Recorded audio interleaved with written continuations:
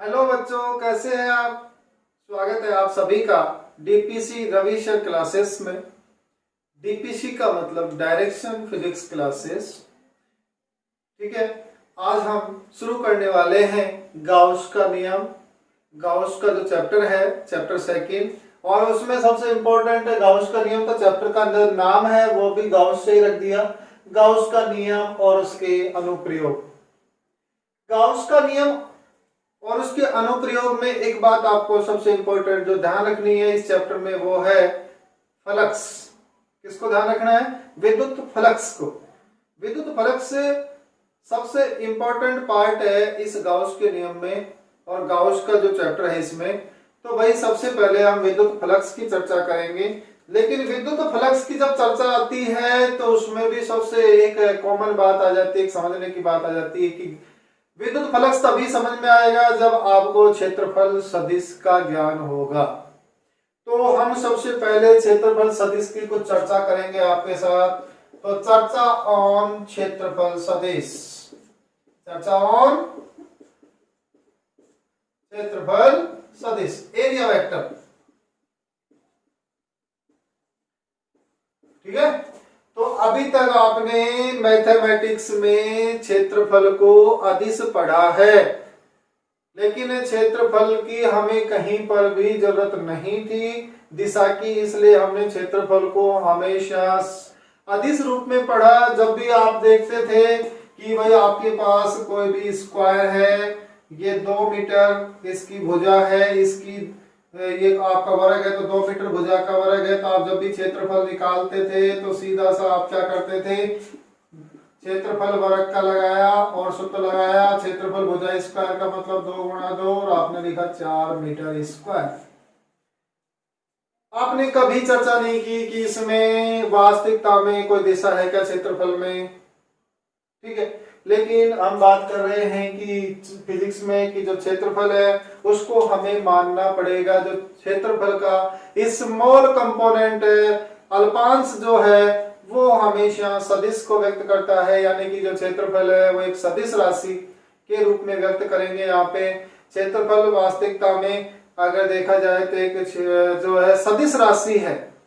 तो सदिश राशि है तो इसकी दिशा होनी चाहिए। तो हम दिशा की बात करेंगे कि दिशा कहाँ होगी, कैसे होगी, कुछ आकृति हम डिस्कस करेंगे। तो भाई अगर इसी की बात करें, इस वर्ग की बात करें, तो ये वर्ग 2 भुजाओं में, 2 अक्षों में बना हुआ है। पहला अक्ष x है और दूसरा y है। बोलो नहीं क्या? तो 2 अक्षों में ये बना हुआ है ये आकृति। और आपको ये ध्यान रखना है जो भी आकृति जितने भी अक्षों में बनी है उसका क्षेत्रफल सदिश, बनी हुई आकृति जो है उसका जो लंबवत अक्ष बच जाता है वहीं उसके क्षेत्रफल सदिश की दिशा होती है। इसका मतलब अगर मैं यहाँ लिखूं तो वास्तविकता में ये 2 मीटर जो है ये है 2i कैप। 2 मीटर वास्तविकता में क्या है? 2i कैप, क्योंकि x अक्ष में हम लिखते हैं एकांक सदिश i कैप और y अक्ष पर जो है एकांक सदिश वो होगा 2j कैप। तो क्षेत्रफल इसकी दिशा यहां से पता चल जाएगी आपको।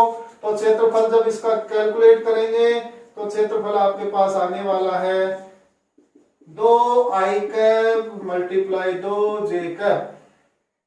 तो यहां से आएगा 2 गुणा 2 i cap cross j cap, यह आ जाएगा 4 i cap cross j cap. और i cap cross j cap जो है वो आपने 11th में पढ़ा है। ये i थी आपका, ये j था और ये k था। ठीक है, i और j का जो मल्टीप्लिकेशन है, गुणा है, i cross j, cross multiply जब करते हैं तो आपके पास आता है k। j क्रॉस k करेंगे तो i आएगा, k क्रॉस i करेंगे तो j आएगा। इसके अपोजिट चलेंगे तो नेगेटिव साइन आ जाता है। i क्रॉस k करेंगे तो नेगेटिव j आएगा। ये आपने पढ़ लिया है 11th में। तो यहां से i क्रॉस j है, i क्रॉस j है तो आपके पास आने वाला है k, और k भी कैसा? धनात्मक। तो यहां से आ गया 4k कैप। इसका मतलब जो इसका क्षेत्रफल सदिश है वो k कैप दिशा में है। और k कैप क्या है? यहाँ पे k कैप है इसके लंबवत z अक्ष। k जो एकांक सदिश है वो z अक्ष को दर्शा रहा है, तो z अक्ष है इसके लंबवत बाहर की ओर। इसका मतलब आकृति जितने जो भी अक्षों में बनी हुई है उसका जो लंबवत अक्ष है वहीं पर उसका क्षेत्रफल सदिश होता है। ठीक है, इसका मतलब मैं एक वर्ग बनाता हूं और आपको समझना है कि ये मान लीजिए आपका कोई लंबवत सदिश किधर होगा, क्योंकि इसमें एक्स अक्ष भी है और वाई अक्ष भी है, जेड नहीं है। तो इसका मतलब आकृति बनी हुई है एक्स वाई अक्ष में, तो इसका क्षेत्रफल सदिश होगा पृष्ठ के लंबवत बाहर की ओर और पृष्ठ का लंबवत बाहर किधर है, इधर। इसका मतलब इसका क्षेत्रफल सदिश इधर होगा। अब मैं एक और वर्ग बनाता हूं, आपको ध्यान से समझना है। मान लीजिए मैंने इस तरह का वर्ग बनाया, ये भी वृत्त है, ये भी वृत्त था, ये एक्स वाई में था। ये वृत्त जो है, ये वृत्त कैसे बना हुआ है इस ब्लैक बोर्ड पे, इसको समझते हैं। ये व्रत बेटा वास्तविकता में इस तरह का बना हुआ है। ये व्रत जो था ये तो इस तरह सा, ये वाला व्रत कैसे बना हुआ, ये व्रत इस तरह से बना हुआ है। ध्यान से देखो, इस तरह से बना हुआ। तो इसमें एक्स अक्ष भी है और जेड भी है, वाई अक्ष नहीं है। इसका मतलब ये वर्ग जो है, इसकी बात करें तो ये तो था एक्स वाई अक्ष पर बना हुआ, इसलिए इसकी क्षेत्रफल सदिश इसका कहां आया, इसका क्षेत्रफल सदिश आपके पास आया जेड अक्ष पर। ये जो आपके पास वर्ग है ये वास्तविकता में इस तरह से बना हुआ है और इस तरह से बना हुआ है, एक्स जेड अक्ष में बना हुआ है। ये तभी तो ऐसा लग रहा है चपटा सा, वाई अक्ष की तरफ से चपटा है, इसका मतलब इस तरह से बना हुआ। तो इसका क्षेत्रफल सदिश कितना होगा, इसका क्षेत्रफल सदिश होगा, इसके बाद कौन सा अक्ष बच गया, वाई अक्ष। तो इसका क्षेत्रफल सदिश किधर होगा, वाई अक्ष की तरफ होगा। इसका मतलब लंबवत ऊपर की ओर। एक और देखते हैं, मैंने इस तरह का वर्ग बनाया, ये वर्ग है। तो ये जो वर्ग मैंने बनाया है इसको बताइए कि ये वर्ग का कौन कौन से अक्ष में बना हुआ है। ये वर्ग वास्तविकता में इस तरह से बना हुआ है। इस तरह का जो वर्ग है उसमें वाई अक्ष भी है, एक्स अक्ष भी है, लेकिन इसमें अगर देखा जाए इसमें वाई अक्ष भी है और जेड अक्ष भी है। इस तरह के वर्ग में एक्स अक्ष नहीं है, तो इसका क्षेत्रफल सदिश कहां होगा, इसमें आपका ये जो बना हुआ है ये बना हुआ है वाई जेड अक्ष में। तो इसका क्षेत्रफल सदिश किधर होगा बेटा, इसका क्षेत्रफल सदिश होगा एक्स दिशा में। इसका क्षेत्रफल सदिश जेड दिशा में था, इसका क्षेत्रफल सदिश वाई दिशा में था और इसका क्षेत्रफल सदिश है एक्स दिशा में। एक ही वर्ग के मैंने आपको तीन तरीके से इसको बताया कि एक वर्ग को हम इस तरह से बना सकते हैं ब्लैक बोर्ड पे, और तीनों में क्षेत्रफल सदिश जो है वो बदल गया। इसका मतलब क्षेत्रफल सदिश जो है, आकृति अगर 2D है, आकृति अगर 2D है, 2 डायमेंशनल है, 2 अक्षों में है, तो पहले आकृति का पता लगाइए कि आकृति जो है वो कितने अक्षों में, कौन कौन से अक्षों में बनी हुई है। उसका जो लंबवत अक्ष है वो बच जाएगा, वो क्षेत्रफल सदिश को व्यक्त करेगा। ये तो सारी जो आकृतियां हैं इनको बोला जाता है 2D आकृतियां। फिर 3D की बात करें, घन और घनाभ की, तो भाई घन घनाभ गोला जो है अगर उनकी बात करें तो उनका क्षेत्रफल सदिश किधर होगा, तो वो भी एक बार चेक कर लेते हैं हम। तो पहले हम बात करते हैं घन की, है ना जी। घन की बात करें तो ये आपका घन है, मान लीजिए ये इस तरह से बना हुआ है घन। इस घन में 6 फलक है, तो मान लीजिए अगर हम इस फलक की बात करें तो इस फलक का जो क्षेत्रफल सदिश है वो किधर होगा। तो पहले तो हमें ये पता होना चाहिए कि क्षेत्रफल सदिश इस फलक का पूछ रहा है, इस फलक का। ये फलक 2 तो इस तरह से हैं, 2 इस तरह से हैं और 2 इस तरह से। मैं इस वाली फलक की बात कर रहा हूं, तो इसका क्षेत्रफल सदिश इसके पृष्ठ के लंबवत बाहर की ओर। तो पृष्ठ के लंबवत अगर देखें तो बाहर की ओर, तो या तो इधर और या फिर इधर, या तो इधर या फिर इधर। बोला सर इतनी माथाफोड़ी कर क्यों रहे हो भाई, बिना क्षेत्रफल सदिश के आगे का चैप्टर सॉल्व नहीं होगा, इसको ध्यान से समझ लो। अच्छा, फिर बात आई कि सर ये वाला डायरेक्शन लेंगे पृष्ठ के लंबवत, ये वाला। देखो, जिसने ये वाली डायरेक्शन ली है उसका भी रिजल्ट सेम आएगा, ये वाली डायरेक्शन ली है उसका भी रिजल्ट सेम आएगा, बस इतना सा फर्क आएगा क्योंकि यहाँ पे क्षेत्रफल सदिश राशि है तो साइन का फर्क आएगा। इधर वाले का अगर पॉजिटिव आ रहा है तो इधर वाले की वैल्यू नेगेटिव में आएगी, लेकिन सेम आएगी। तो आप कैसे भी ले सकते हो। और वैसे भी एक थ्योरी आपकी क्लास में 12th में दे रखी है कि जो भी इलेक्ट्रिक लाइंस किसी एरिया में क्रॉस करती हैं, जिधर से एंटर कर रही हैं, जहां से प्रवेश कर रही हैं, तो प्रवेशित जो बल रेखा है उनको ऋणात्मक लेते हैं और निर्गत बल रेखाओं को हम धनात्मक लेते हैं। ठीक है। तो ये घन की बात हो गई, जिसका इसका क्षेत्रफल सदिश इधर होगा। इस फलक की बात करें जिसका क्षेत्रफल सदिश नीचे की ओर इधर होगा। इस फलक की बात करें तो इसका क्षेत्रफल सदिश इधर होगा। इस फलक की बात करें इधर होगा। अब बच गई ये दो फलक, इसका इधर होगा और इस वाली का इधर होगा। ठीक है। और गोले की बात करें बेटा, गोला 3D में है, गोला भी, ये वृत्त नहीं है, ये क्या है, ये गोला है, ये वृत्त नहीं है, क्या है बेटा, गोला, ध्यान दे। ठीक है, ये गोला है। और गोले में क्षेत्रफल सदिश की बात करें, जिस बिंदु पर भी आपको क्षेत्रफल सदिश की दिशा चाहिए उसको केंद्र से मिला दीजिए, उस रेखा को लंबवत रेखा खींच दीजिए। केंद्र से मिलाती हुई लंबवत जो रेखा होगी वो उसके क्षेत्रफल सदिश को व्यक्त करेगी। केंद्र से जिस भी बिंदु को मिलाएंगे, इसका मतलब ये हो गया कि केंद्र से तो हम किसी भी बिंदु को, गोले के किसी बिंदु को मिला सकते हैं, तो किसी बिंदु को मिला सकते हैं। तो इसका मतलब ये हो गया कि जिस बिंदु पर भी आपको क्षेत्रफल सदिश चाहिए उसके लंबवत रेखा, ये अगर इस बिंदु पे चाहिए ये रेखा, इस बिंदु पे चाहिए ये रेखा, इस बिंदु पे चाहिए ये रेखा, केंद्र से आती हुई रेखा बना दीजिए, वो उसके क्षेत्रफल सदिश को व्यक्त करती है। ठीक है। अब ऐसा इसलिए कर रहे हैं बेटा क्योंकि यहां पर हम विद्युत बल रेखाओं को किसी क्षेत्र से, किसी क्षेत्रफल से प्रवेश कराएंगे और उसका फलक से ज्ञात करेंगे। ठीक है। तो भाई अगर दरवाजा है कोई, ठीक है, दरवाजा है या खिड़की है, तो उसका क्षेत्रफल सदिश किधर होगा, दरवाजा ऐसे है मान लीजिए, तो उसका क्षेत्रफल सदिश, दरवाजा बना किस में हुआ है, XY में, तो उसका क्षेत्रफल सदिश किधर होगा, Y एक्सिस में। और Y एक्सिस कहाँ होगा, दरवाजा अगर ऐसे है तो इधर आपकी तरफ या फिर मेरी तरफ, और दरवाजा ऐसे बना हुआ है तो उसका क्षेत्रफल सदिश या तो इधर होगा या इधर, पृष्ठ के लंबवत बाहर की ओर। क्लियर है बात। क्षेत्रफल सदिश राशि है और उसकी दिशा होती है, किधर होती है, क्षेत्रफल की दिशा होती है पृष्ठ के लंबवत बाहर की ओर। ठीक है। अब बात ये आई कि मैं इसको समझाऊं कि ये क्यों पढ़ रहे हैं, क्योंकि हमें विद्युत फलक्स को पढ़ना है और विद्युत फलक्स की परिभाषा ये कहती है कि किसी भी बंद पृष्ठ से गुजरने वाली कुल विद्युत बल रेखाओं की संख्या को उसका विद्युत फलक्स कहते हैं। तो कितनी बल रेखाएं गुजरेंगी और क्षेत्रफल कैसे रखें कि अधिकतम बल रेखाएं गुजरे।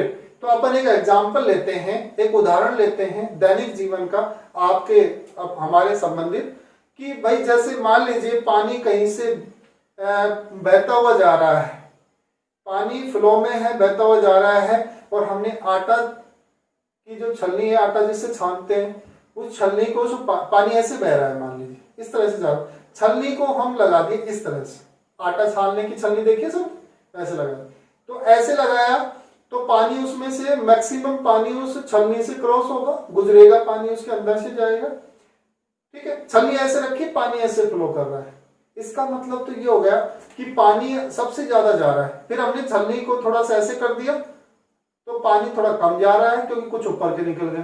फिर छलनी को हमने ऐसे रख दिया तो पानी उसमें से बिल्कुल नहीं जा रहा, सारा उसके ऊपर से निकल के जा रहा है। इसका मतलब क्या हुआ, देखो आप समझो, छलनी को जब ऐसे रखा, पानी ऐसे जाता है, इसका क्षेत्रफल सदिश किधर है, इस छलनी का लंबवत बाहर की ओर पृष्ठ के, तो इधर क्षेत्रफल सदिश इधर, हाँ जी, क्षेत्रफल सदिश इसका इधर, और पानी ऐसे जा रहा है, तो क्षेत्रफल सदिश के साथ इसका एंगल कितना है, 90 का, 90 का कोण बन रहा है। तो 90 का कोण बन रहा है तो कोई भी पानी इस छलनी में से पानी जा ही नहीं रहा। फिर हमने थोड़ा सा इस तरह से देखें, इस तरह से छलनी को किया तो इसका क्षेत्रफल सदिश अब किधर, इधर, और पानी की डायरेक्शन क्या थी, वही सेम इधर। तो अब एंगल आ रहा है लेकिन ना तो 90 है, 90 भी नहीं है और 0 भी नहीं है, तो इसका मतलब पानी इसमें से जाएगा लेकिन कम जाएगा। और फिर हमने इसको इस तरह से लगाया, पानी इस तरह से था, छलनी इस तरह से लगाई। अब इसका क्षेत्रफल सदिश लंबवत पृष्ठ के बाहर की ओर इधर या फिर इधर, तो पृष्ठ के लंबवत बाहर की ओर इधर मान लिया इस तरह से, तो पानी भी इधर जा रहा है और इसका क्षेत्रफल सदिश भी इधर ही, तो सबसे ज्यादा पानी इस छलनी में से जाएगा।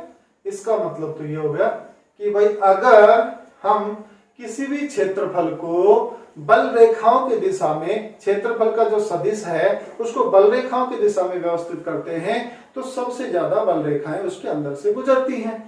दरवाजा आप जो देख रहे हैं, मान लीजिए दरवाजा इस तरह है, विद्युत बल रेखाएं ऐसे जा रही हैं, तो उस दरवाजे से अधिकतम बल रेखाएं गुजरेंगी कि नहीं, क्योंकि दरवाजे का आप समझना, दरवाजा ऐसे है तो उस दरवाजे का क्षेत्रफल सदिश की तरफ, आपकी तरफ, पृष्ठ के लंबवत बाहर की ओर, और बल रेखाएं भी ऐसी जा रही हैं, तो अधिकतम बल रेखाएं गुजरेंगी। फिर मैंने बल रेखाओं की दिशा थोड़ी सी चेंज कर दी, बल रेखाएं ऐसे जा रही है, दरवाजा आपका वैसे ही है, तो दरवाजे का क्षेत्रफल सदिश तो यही है नहीं, और बल रेखाएं ऐसे जा रही। अब बल रेखाएं क्या ले रही है दरवाजे के साथ, दरवाजे के क्षेत्रफल सदिश के साथ कोण ले रही है, तो कम गुजरेंगी।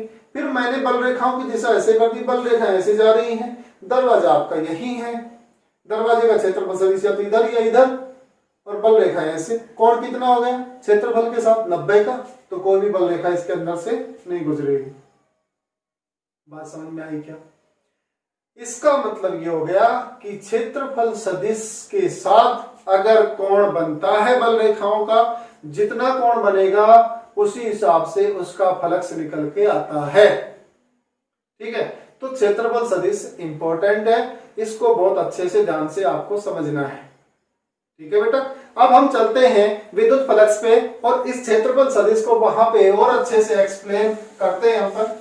है जी, तो क्षेत्रफल जो सदिश है वो विद्युत बल जो विद्युत फलक्स है इसमें सबसे ज्यादा काम आ रहा है, उसका रीजन हम जानेंगे। हम पढ़ते हैं विद्युत फलक्स, विद्युत फलक्स, इलेक्ट्रिक फ्लक्स। ठीक है, विद्युत फ्लक्स। अब विद्युत फ्लक्स की परिभाषा ये है कि किसी बंद पृष्ठ से गुजरने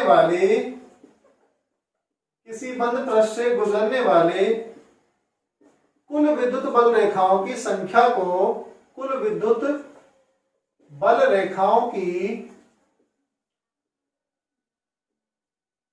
संख्या को उसका विद्युत फ्लक्स कहते हैं।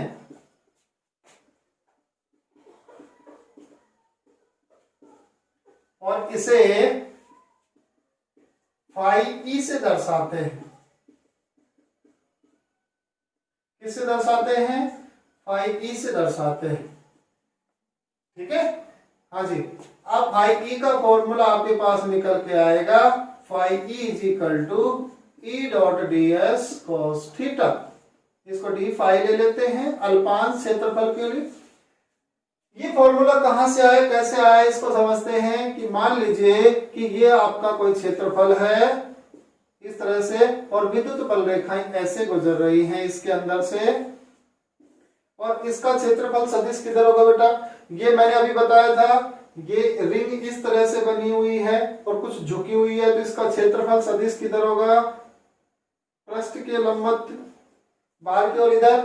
तो इसका क्षेत्रफल सदिश अपन मान लेते हैं, ये वाला जो है ds है, तो ये आ जाएगा ds। ठीक है, और ये विद्युत बल रेखाओं के साथ कितना कोण बना रहा है? मान लीजिए विद्युत बल रेखाओं के साथ थीटा कोण बना रहा है। विद्युत बल रेखाएं सारी इधर जा रही हैं। ठीक है जी, तो इस क्षेत्रफल का विद्युत बल रेखाओं की दिशा में घटक क्या होगा? ds cos theta. बोला नहीं क्या? इसका मतलब इस बंद पृष्ठ से गुजरने वाली कुल बल रेखाओं की जो संख्या है वही उसका विद्युत फ्लक्स कहलाता है। तो विद्युत फ्लक्स इस अल्पांश क्षेत्रफल के लिए अल्पांश उत्पन्न होगा, जिसको हमने डी फाई ई लिखा है। डी फाई ई का मान हो जाएगा ई का मतलब कुल बल रेखाएं की संख्या या विद्युत क्षेत्र। ds cos थीटा किसको बता रहा है? क्षेत्रफल सदिश की दिशा को। किसको बता रहा है? क्षेत्रफल सदिश की दिशा को। इसका मतलब ये हो गया। अब यहां हम देखें कि अगर थीटा का मान 90 डिग्री है, 90 डिग्री है, तो कितना फ्लक्स उत्पन्न होगा? तो हमारे पास आ जाएगा d phi E is equal to 0 cos 90 हो जाएगा। कोस 90 का मान कितना होता है बेटा? 0। इसका मतलब ये हो गया कि विद्युत बल रेखाएं तो ऐसे जा रही हैं और आपका जो बंद पृष्ठ है वो भी ऐसे रखा है, जिसका क्षेत्रफल सदिश 90 का कोण बना रहा है। तो 90 क्षेत्रफल सदिश का कोण है, ना कि क्षेत्रफल का, ये ध्यान दे लेना। तो क्षेत्रफल सदिश का विद्युत बल रेखाओं के साथ कोण 90 रहता है, तो वहां से कोई भी फ्लक्स उत्पन्न नहीं होगा। इसका मतलब कोई भी बल रेखा उसके अंदर से क्षेत्रफल से नहीं गुजरेगी। और अगर थीटा का मान 0 ले लें, यानी कि 0 का मतलब ये हो गया कि जिधर विद्युत बल रेखाएं हैं क्षेत्रफल सदिश भी उधर ही है, क्योंकि जो थीटा एंगल है वो किसके बीच है, थीटा कोण ई और डीएस के बीच है। तो वही इसका मतलब तो ये हो गया, यहाँ से डी फाई ई फ्लक्स आपके पास आएगा, वो आएगा ई dot d S cos zero, और कोस जीरो का मान कितना होगा, अधिकतम 1। कोस जीरो जो है, कोस जो है जीरो पे अधिकतम होता है जिसका मान होता है 1, तो आपके पास आ जाएगा डी फाई ई बराबर ई डॉट डी एस। इसका मतलब ये अधिकतम मान है। इसका मतलब क्षेत्रफल सदिश जिधर है, अगर बल रेखाएं उधर ही जा रही हैं तो सबसे ज्यादा बल रेखाएं गुजरेंगी। फिर बात आएगी जो फ्लक्स है, विद्युत फ्लक्स, वो किस किस पे निर्भर कर रहा है। निर्भरता देख लेते हैं फ्लक्स की। निर्भरता तो पहला तो एक तो क्षेत्रफल सदिश के कोण पर, किस पे निर्भर कर रहा है बेटा, क्षेत्रफल सदिश के कोण पर। मैंने अभी बता दिया 90 लेंगे तो 0 हो रहा है, थीटा का मान 0 लेंगे तो अधिकतम हो रहा है। इसका मतलब क्षेत्रफल सदिश का बल रेखाओं के साथ जो कोण है, वो कोण अगर परिवर्तित होता है तो फ्लक्स परिवर्तित होता है। इसका मतलब विद्युत फ्लक्स की पहली निर्भरता आ जाती है कि क्षेत्रफल सदिश के कोण पर। दूसरा ये भी हम लिख सकते हैं कि विद्युत जो बल रेखाएं हैं उसकी संख्या अगर ज्यादा है तो ज्यादा गुजरेंगी क्षेत्रफल से, अगर कम है विद्युत बल रेखाओं की संख्या तो क्षेत्रफल हम नहीं बदल रहे, क्षेत्रफल उतना ही है, बल रेखाओं की संख्या बढ़ा दी, डेंसिटी बढ़ा दी, घनत्व बल रेखाओं का ज्यादा कर दिया, तो फिर भी आपका जो फ्लक्स है वो बदल जाता है। इसका मतलब विद्युत क्षेत्र जो है, विद्युत क्षेत्र की वजह से भी जो विद्युत फ्लक्स है उसका मान बदलता है। तो फ्लक्स जो है उसकी दूसरी निर्भरता आ जाती है विद्युत क्षेत्र पर। फिर हम बात करते हैं तीसरी निर्भरता की, और तीसरा है क्षेत्रफल पर। अभी ऊपर लिखा था वो क्षेत्रफल सदिश है, और तीसरी जो निर्भरता है वो क्षेत्रफल है। क्षेत्रफल का मतलब है कि अगर हम बड़ा क्षेत्रफल बना देंगे, बड़ा जो बंद पृष्ठ है वो बड़ा ले लेंगे, तो बल रेखाएं ज्यादा गुजरेंगी। जितना क्षेत्रफल कम करते जाएंगे बल रेखाएं उतनी ही है, मान लीजिए, ठीक है। अगर बल रेखाएं उतनी ही हैं और क्षेत्रफल छोटा है तो कुछ बल रेखाएं क्षेत्रफल में से जाएंगी नहीं, बाहर से निकल जाएंगी, और हमें तो फ्लक्स तब मिलेगा जब किसी बंद पृष्ठ से बल रेखाएं गुजरेंगी। इसका मतलब ये हो गया कि इसकी तीसरी निर्भरता आ जाती है क्षेत्रफल पर, ठीक है। अच्छा, ये आया आपके पास जो मान आया है ये फ्लक्स का, ये किस पे आया बेटा, ये तो अल्पांश के लिए आया है। अब हमें तो चाहिए पूरे क्षेत्रफल के लिए, तो क्या करेंगे, इस समीकरण का हम कर देते हैं समाकलन। समीकरण 1 का क्या कर देते हैं, समीकरण 1 का समाकलन कर देते हैं। समाकलन करने पर, समाकलन करेंगे तो समाकलन, और समाकलन में एक बात ध्यान रखना, समाकलन में हम यहाँ लगा देते हैं इस तरह से एक गोला बना दिया, ये कहलाता है बंद पृष्ठ। समाकलन में इस तरह से लगा देते हैं, क्या कहलाता है, बंद पृष्ठ। ये आपका कहलाता है इस तरह का, इसको बोलते हैं बंद पृष्ठ, ठीक है। तो यहां से आपके पास संपूर्ण पृष्ठ के लिए याद कर रहे हैं तो समाकलन बंद पृष्ठ ई dot d S cos theta, तो यहां से फाई ई आ जाएगा आपके पास विद्युत फ्लक्स, वो आ जाएगा बंद पृष्ठ समाकलन ई dot d S cos theta, ठीक है। आप चाहो तो फ्लक्स की यहां से मात्रक निकाल सकते हो, फ्लक्स की विमा, फ्लक्स का जो मात्रक है वो बनेगा विद्युत क्षेत्र का मात्रक, विद्युत क्षेत्र का मात्रक न्यूटन पर कूलम, और क्षेत्रफल जो है उसका मात्रक होता है मीटर स्क्वायर, कोस थीटा का कोई मात्रक नहीं है, तो आपके पास आ जाएगा न्यूटन इनटू मीटर स्क्वायर पर कूलम। तो ये आ गया फ्लक्स का, क्या आ गया, फ्लक्स का मात्रक है जी। बीमा चाहो तो बीमा भी निकाल सकते हो इसकी, कहां से, बल की बीमा, बल की बीमा कितनी है बेटा, बल की बीमा m1 l1 t-2, और क्षेत्रफल के लिए l स्क्वायर, और भाई आवेश के लिए a1 t1, ठीक है। इसको सोल्व कर लेंगे, बढ़िया वाला हिसाब है, बढ़िया वाला हिसाब करेंगे, बढ़िया से करते हैं हिसाब, कितने चीज आपने ली कितनी वापस दी, तो वही करना है यहाँ पे। तो आ जाएगा m1 है जी l3 t-3 a-1, तो फ्लक्स की विमा आपके पास निकल के आती है m1 l3 t-3 a-1, ठीक है। तो इस तरह से क्षेत्रफल किस विद्युत फ्लक्स जो है उसमें सबसे इंपॉर्टेंट था क्षेत्रफल सदिश की दिशा, क्योंकि क्षेत्रफल सदिश राशि है तो उसकी दिशा कैसे ज्ञात करेंगे मैंने गणित रूप से भी बताया और सिंपली फिजिक्स रूप से भी बताया। गणित रूप से मैंने आई कैप जे कैप लिया था, उनका क्रॉस गुणा किया था, और वैसे सिंपल भी मैंने बताया। फिर बात आई विद्युत फ्लक्स की। किसको बोलेंगे विद्युत फ्लक्स? विद्युत फ्लक्स बोलते हैं किसी बंद पृष्ठ से गुजरने वाली कुल जो विद्युत बल रेखाओं की संख्या है, किसी बंद पृष्ठ से कितनी बल रेखाएं उसके अंदर से गुजर रही हैं, कुल बल रेखाओं की संख्या ही उसका क्या कहलाता है? विद्युत फ्लक्स।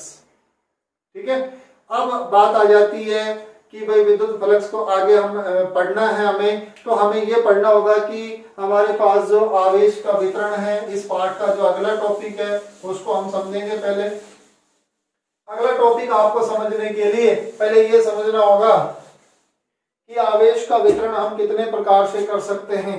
तो हमारा जो अगला टॉपिक है वो है आवेशों का वितरण। आवेशों का वितरण, अगला टॉपिक क्या? आवेशों का वितरण। डिस्ट्रीब्यूशन ऑफ चार्जेस, आवेशों का वितरण। इसका मतलब हम आवेश का वितरण कैसे कर सकते हैं? तो आवेश का वितरण बेटा ध्यान रखना, तीन ही प्रकार की हमारे पास आकृतियां होती हैं जिनको हम आवेश देते हैं।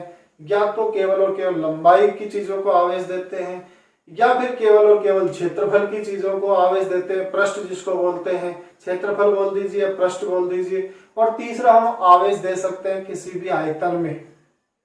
एक और बात ध्यान रखना कि मान लीजिए कि कोई तार है और उस तार को हमने आवेश दिया Q, तो वितरण नियम ये कहता है कि वह जो आवेश है वो संपूर्ण रूप से उस तार पर संपूर्ण रूप से और समान रूप से वितरित हो जाता है पूरी लंबाई पर। ऐसा नहीं है कि वहीं बैठा रहेगा, संपूर्ण रूप से पूरा सभी जगह फैल जाता है, वितरित हो जाता है। इसी को कहते हैं आवेशों का वितरण। लंबाई में है तो लंबाई में, पूरी लंबाई में फैल जाएगा, अगर पृष्ठ है तो पूरे पृष्ठ में फैल जाएगा, और अगर क्षेत्रफल है तो पूरे क्षेत्रफल में, और आयतन है तो पूरे आयतन में। ठीक है, तो वितरण कितने प्रकार के हो गए? तीन प्रकार के। या तो हम क्या कर सकते हैं? रेखीय वितरण दे सकते हैं। तो आवेशों का पहला वितरण रेखीय वितरण, जिसको मैंने लंबाई में बोला है उसको हम बोल देते हैं रेखीय वितरण। ठीक है जी, रेखीय वितरण में मतलब किसी तार को जब हम आवेश देते हैं तो वह आवेश उस तार पर, मान लीजिए कोई तार है तो उस तार पर वो आवेश समान रूप से पूरी लंबाई में फैल जाता है। तो एकांक लंबाई में, इस तार की एकांक लंबाई में आवेश का जो मान है वो ही कहलाता है इस तार का आवेश घनत्व। तो आवेश घनत्व जो है रेखीय आवेश घनत्व, रेखीय आवेश घनत्व इंपॉर्टेंट है इसमें। रेखीय आवेश घनत्व को हम लैम्डा से दर्शाते हैं, और रेखीय आवेश घनत्व की परिभाषा क्या बन जाएगी कि तार की एकांक लंबाई में उपस्थित आवेश ही उसका रेखीय आवेश घनत्व कहलाते हैं कि एकांक लंबाई में तार में कितने आवेश हैं। तो भाई रेखीय आवेश घनत्व लैम्डा से दर्शाते हैं, और लैम्डा बराबर आ जाएगा आवेश मान लीजिए Q है, और इस तार की लंबाई मान लिया कितनी है, इस तार की लंबाई L है, तो आ जाएगा लैम्डा बराबर Q बटे L। ठीक है, अब मान लीजिए हमने एक अल्पांश लंबाई ले ली dl, और इस अल्पांश लंबाई में आपके पास आवेश जो है वो dq आवेश है। तो फिर आपके पास जो फॉर्मूला है आवेश घनत्व का वो बन जाएगा lambda is equal to dq बटे dl। ठीक है, ये है अल्पांश लंबाई में उपस्थित आवेश जो है वो कहलाते हैं आपके पास वही आवेश घनत्व है। तो यहां से आप चाहो तो dq का मान निकाल सकते हैं, dq बराबर आ जाएगा लैम्डा इंटू dl।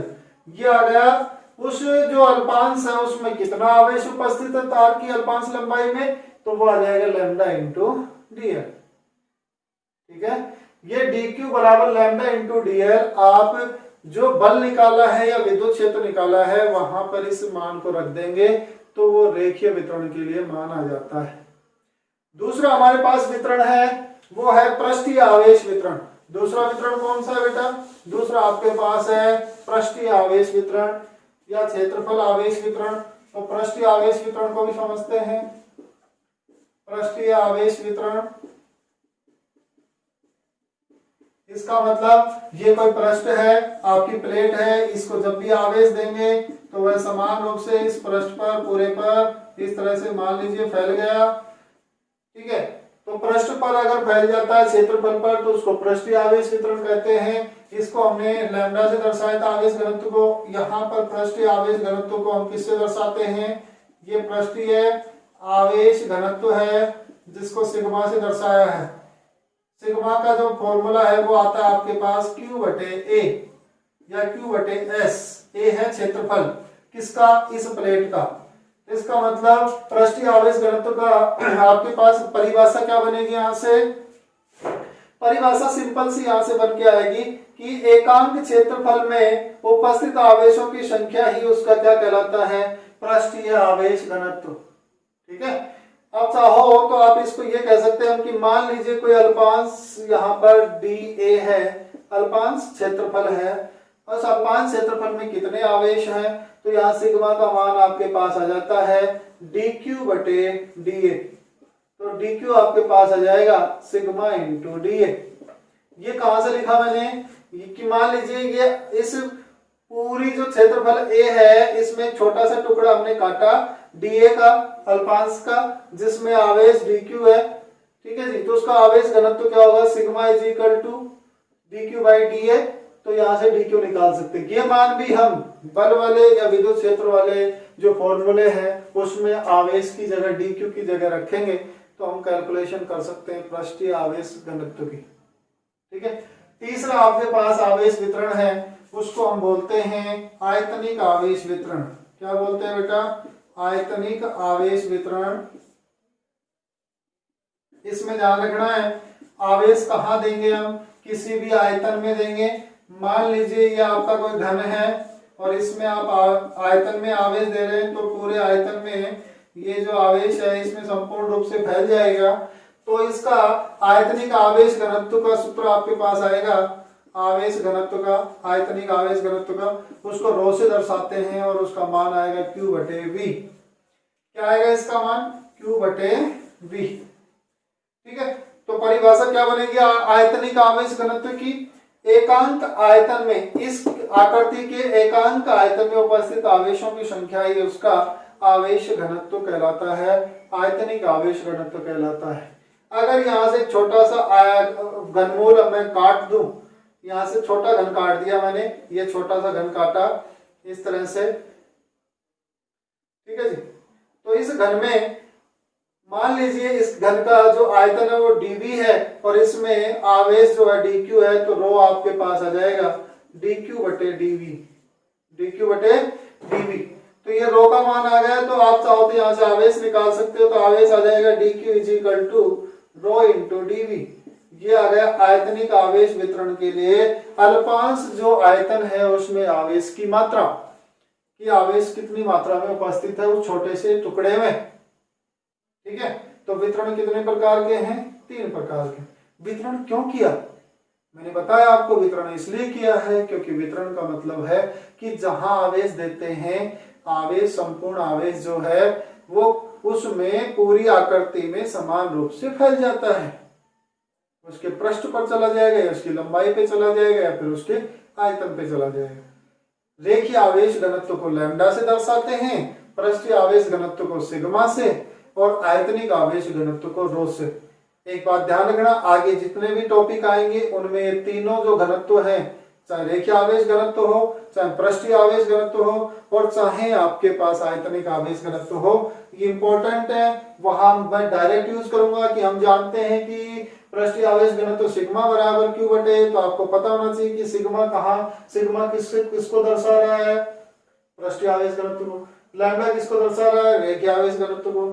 रो किसको दर्शा रहा है? आयतनिक आवेश घनत्व को। तो वहां पे जब डायरेक्ट यूज करेंगे अब अगले टॉपिकों में, तो आपको इस बात का अच्छे से ध्यान रखना है।